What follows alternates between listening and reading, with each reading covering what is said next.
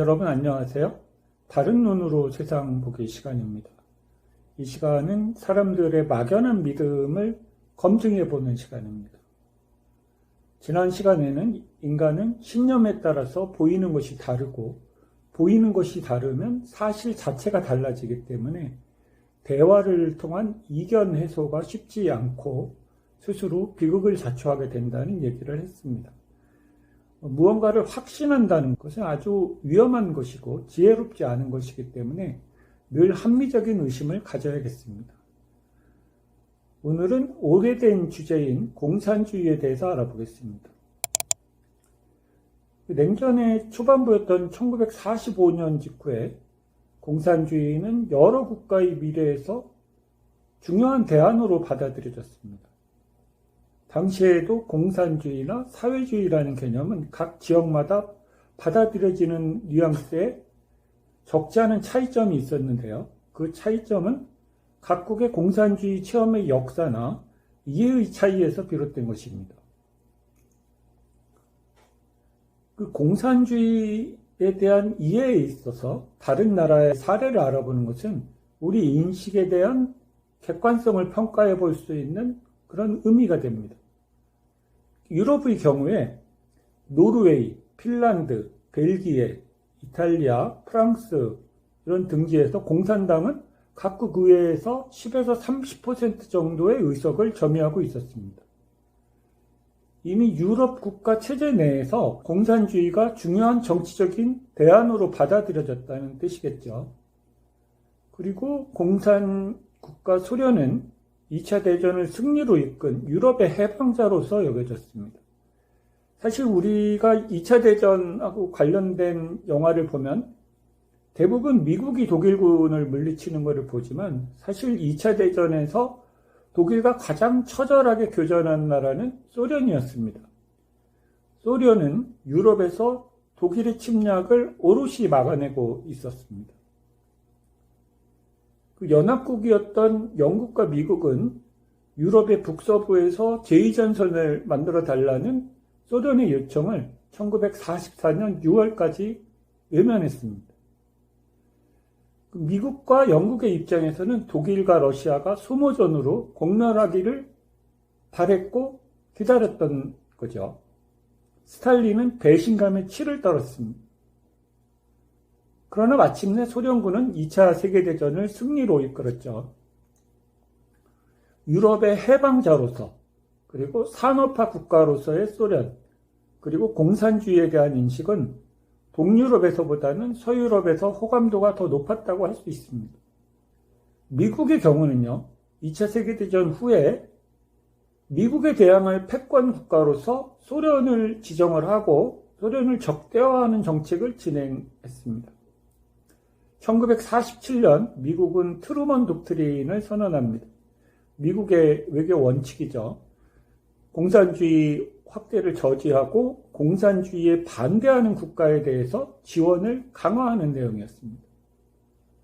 트루먼 독트린의 발표 이면에는 공화당의 국제주의자이고 당시 중앙정보부장이었던 반덴버그가 있었습니다. 그는 트루먼에게 효과적인 목표 달성과 의회의 지원을 위해서 미국 국민들을 떨게 하고 공포 분위기를 조성하라는 조언을 하게 됩니다. 지금도 미국인에게 공산주의라는 말은 트루먼 독트린에 녹아있는 반덴버그의 의도와 그 효과를 담고 있습니다. 냉전 내내 미국은 단 한순간도 소련보다 약했던 적이 없었고 소련은 늘 미국의 힘을 두려워했습니다. 그럼에도 미국은 국민들에게 소련과 공산주의 위협을 과장하는 정책을 지속해왔던 것이죠.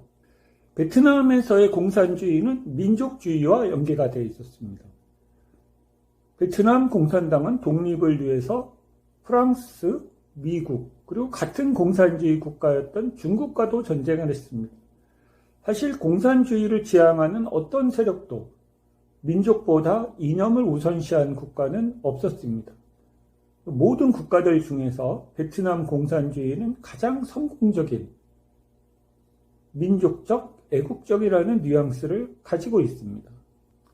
그리고 제3세계의 국가가 있는데요. 2차 세계대전이 끝나고 더 이상 식민지 경영할 능력이 없었던 그런 유럽 제국에서 독립한 국가들입니다. 이들에게 공산주의와 자본주의의 대결 냉전은 제국주의 이후에 새로운 식민체제로 인식이 되었습니다. 인도의 지도자 네루는 냉전에 대해서 상대방을 이해하려고 하지 않고 어떤 정신의 장벽을 만들어서 세계를 악마와 천사로 나누는 것이라고 생각을 했습니다. 그 네루는 이념의 대립은 미국과 유럽이 집착하는 문제였고 세계 대다수가 직면한 현실 문제, 다시 말해서 저발전, 기아, 식민, 억압 이런 문제에 대한 관심을 비켜나가게 한다고 보았습니다. 사실상 제3세계 국가들은 냉전의 와중에서 경제적, 군사적 원조를 누구에게 많이 받을 수 있는지에 따라서 이념의 스펙트럼을 조정했다고 볼 수 있습니다. 실리적인 선택을 한 거죠. 공산주의 인식에 있어서 가장 혐오적인 뉘앙스를 가진 나라, 그 나라가 한국입니다. 우리는 유럽처럼 공산주의 이론을 사회 여러 대안 중에서 하나로서 자연스럽게 배우고 연구하고 실험할 기회가 없었습니다. 그리고 우리는 제3세계 국가들처럼 자본주의와 공산주의 국가 모두와 교류하면서 그들을 경쟁시켜서 활용할 기회도 없었죠. 우리는 베트남처럼 남북이 전쟁을 했지만 통일을 이루어서 마침내 적대감을 끝내고 하나 되는 경험을 하지도 못했습니다. 우리는 동서독처럼 갈라져 있었지만 끝없이 교류하고 너무 퍼준다는 비난을 감수하면서까지 동독을 지원했던 서독의 빌리 브란트 같은 지도자가 없었습니다. 그 서독의 경우에는 1973년 냉전이 한창 진행되고 있는 그 와중에서도 소련이나 동독이 자국의 위협이 된다고 느끼는 사람들의 비율이 10%가 넘지 않았다는 거죠. 이것은 한반도의 상황에 대해서 아픔을 더해주는 대목입니다. 우리는 반덴버그가 의도했던 공산주의에 대한 과장된 위협을 훨씬 더 증폭된 상태로 수용하고 있었습니다. 그 이유는 전쟁의 상처로 인한 것이겠죠. 그렇지만 보다 중요한 것은 남한의 지도자들과 그들의 정책입니다. 이승만 대통령은 반공을 주장하면 미국의 지지와 지원을 받을 수 있다는 것을 파악했던 그런 영리한 지도자였습니다. 냉전의 역사에서 한국은 아프리카 전체에 대한 지원금을 뛰어넘는 원조를 미국으로부터 받았습니다. 박정희와 그 이후의 권위주의적인 정권들도 반공을 국시로 택했죠. 그리고 성공적으로 미국의 지원을 끌어낼 수 있었습니다. 정권적 이익의 관점에서라면 절대적으로 성공적이었고 부정적으로 볼 수만은 없습니다. 그러나 강경한 반공 정책으로 인해서 공산주의자들은 악마가 되어갔고 통일은 점점 멀어져 갔습니다. 1948년 12월 1일 날 국가보안법이 제정이 되었는데요. 1949년 한 해 동안 12만 명이 투옥됐습니다. 국가보안법 제정 이후에 77년이 지난 지금도 폐지를 주장하는 사람이 있다면 그 사람은 공산주의자로 몰리는 그런 실정입니다. 그 냉전 종식 이후에도 우리는 공산주의에 대한 우리의 전해져 오는 뉘앙스를 재정립할 기회를 가지지 못했습니다. 지금도 공산주의자, 종북주의자를 색출해야 된다는 주장이나 시위가 벌어지는 그런 이유입니다. 지구상에서 유일한 나라인 거죠. 근데 한때 잘 나가던 공산주의가 결국 무너지게 된 거는 무엇 때문일까요? 크게 두 가지 이유가 있습니다. 첫 번째 이유는 경쟁이죠. 공산주의는 경쟁을 배제하고 국가의 계획을 통해서 운영되는 시스템입니다. 자본주의는 시장에서의 경쟁을 통해서 운영되는 시스템이죠. 세계가 모두 공산주의 국가라면 아무 문제도 없었겠죠. 그렇지만 공산주의와 자본주의가 경쟁을 해야 되는 상황에서는 승부는 정해져 있었습니다. 경쟁을 통해서 물자가 풍부해진 자본주의 사회하고 비교가 되자 공산주의는 스스로 무너질 수밖에 없었던 거죠. 두 번째 이유는 자본주의 국가가 사회주의 정책을 택하면서 생존의 적응력을 키워왔기 때문입니다.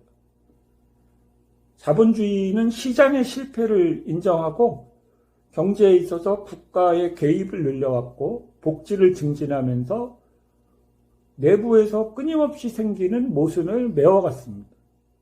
결국 어느 일방의 체제가 승리했다기보다는 두 체제의 장단점을 서로 보완하는 작업이 지속되어 왔다고 할 수 있습니다. 미국의 경제학자 존 케네스 갤브레이스는 1966년 강연에서 다음과 같이 말합니다.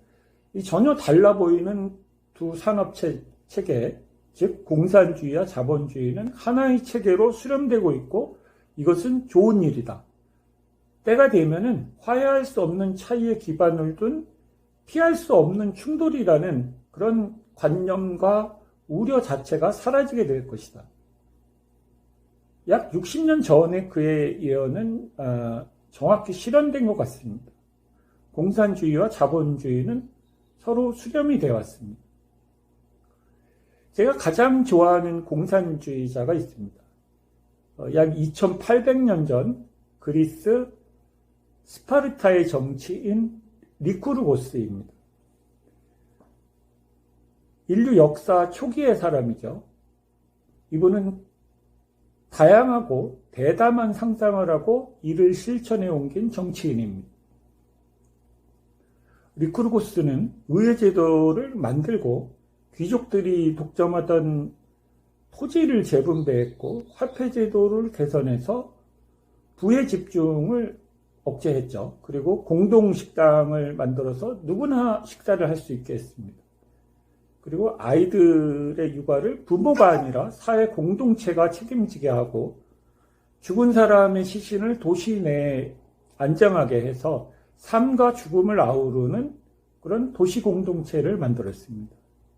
이런 제도를 통해서 스파르타는 강한 국가가 되었고 그리스의 패권 전쟁을 승리로 이끌게 됩니다.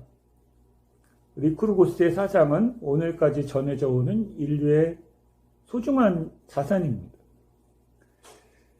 우리에게 공산주의에 대한 담론이 아직까지도 중요하게 여겨지는 데는 두 가지 이유가 있습니다. 첫 번째 이유는 한반도의 평화와 통일입니다. 앞서 살펴보았듯이 세계 어느 나라도 한국처럼 공산주의를 혐오하는 나라가 없습니다. 우리 눈앞에 있는 상대가 괴물이라는 인식에서 벗어나야 됩니다. 한반도 북쪽의 공산주의자들은 도저히 상대할 수 없는 악마 같은 존재가 아닙니다. 우리는 언젠가 또는 늘 그들에게 속고야 말 것이라는 것도 사실이 아닙니다. 냉전 시절에 미국이 소련의 위협을 과장하면서 적으로 남겨두었듯이 미국과 그 주변국들이 북한의 위협을 과장하고 서로의 이익을 취하고 있습니다. 그로 인해서 북한은 생존을 위협받는 불안하고 취약한 정권일 뿐입니다. 냉전이 끝날 무렵에 고르바초프는 서방 세계가 품어주기를 간절히 원했습니다. 심지어 나토에 가입할 의사마저 있었습니다. 그런데 미국은 그의 손을 잡아주지 않았죠. 결국 러시아는 지금 보시는 바와 같이 우크라이나하고 전쟁을 벌이고 있고 여전히 서방의 적대적인 세력으로 남아 있습니다. 이것이 좋은 일일까요? 지금까지 북한이 내민 손을 아직도 보지 못했다면 냉전의 사고가 시야를 가리고 있기 때문일 겁니다. 그리고 두 번째 이유는 자본주의가 영속 가능한 모델이 아니기 때문입니다. 자본주의의 핵심 동력은 경쟁입니다. 경쟁은 성장을 의미하지만 인류가 직면한 중대한 문제는 경쟁이 아닌 성장의 절제를 필요로 하고 있습니다. 모든 국가가 자국의 이익을 위해서 경쟁을 하면 인류의 파멸은 막을 수 없습니다. 트럼프 이후에 우리는 그런 우려가 단지 괜한 걱정이 아니라는 것을 피부로 느끼고 있습니다. 공산주의의 국제협력, 계획, 평등사상 이런 것은 인류를 파멸로 내모는 경쟁을 완화하는 대안일 수 있습니다. 한 개인이 그리고 국가가 그리고 인류가 만일 끝내 파국한다면 그 원인은 단 하나, 경쟁입니다. 이제 반공을 외쳐도 미국의 지원은 나오지 않습니다. 오히려 반공을 외치는 그런 사이에 미국은 한반도를 지켜주는 대가를 요구하고 있습니다. 미국에 대해서도 북한에 대해서도 기존의 입장을 재정립할 시기가 지났습니다. 이미 오래전에 말이죠. 오늘은 여기까지 하고 다음번 주제는 종교와 신에 대해서 알아보겠습니다. 고맙습니다.